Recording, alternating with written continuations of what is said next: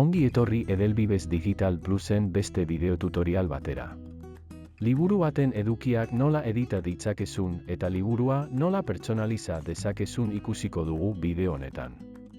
Lehenengo, aukeratu pertsonalizatu nahi duzun liburu digitala zure ikastaldetan. Egin klik arkatzaren ikonoan. Pertsonalizatu leiho berria agertuko da. Bertan, liburuaren eduki guztiak editatu eta aldatu ditzakezu. Sortu nire bertsioa aukeran klik egiten baduzu, zure bertsio pertsonalizatuan lan egiten hasiko zara. Gogoratu liburutegian beti izango duzula eskura liburuaren jatorrizko bertsioa. Zure bertsioan lanean ari zarela jakingo duzu profileko argazkia eta gehi botoiak ikusiko dituzulako. Klik eginez gero, bi aukera agertuko dira. Sortu eta gehitu liburutegitik. Sortu botoian klik eginda, atal edo eduki multzo berriak gehitu ditzakezu.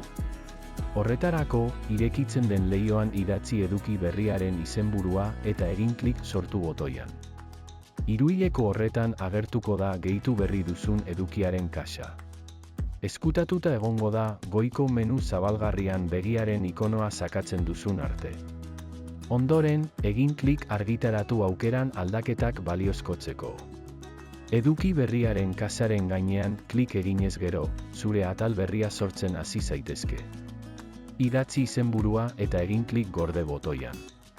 Horrela, atal berriko testuaren gainean lan egin ahal izango duzu. Editatzeko aukeratu arkatzaren ikonoa.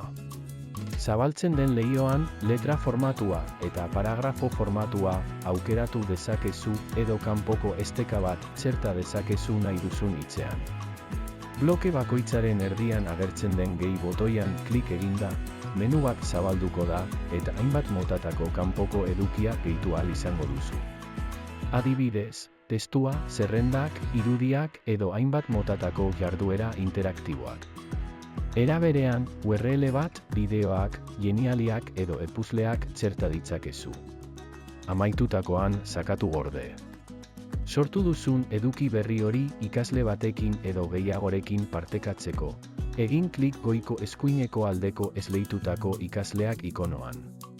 Hautatu ikastalde osoa edo aukeratu atala esleitu nahi diezun ikasleak. Ondoren, sakatu gorde. Liburuko ikasteko egoera bati atal berri bat gehitzeko, egin klik goiko ezkerreko menu zabalgarrian. Aurkibidearen amaieran gehitu atala aukera dago. Hor klik eginez gero, leiho bat irekiko da. Bertan, nahi duzun edukia sortu eta editatu ahal izango duzu aurrez ikusi dugun modu berean. Azkenik, gogoratu gehi botoian gehitu liburutegitik aukera ere hautatu dezakezula. Orduan, bilatzaile bat irekiko da.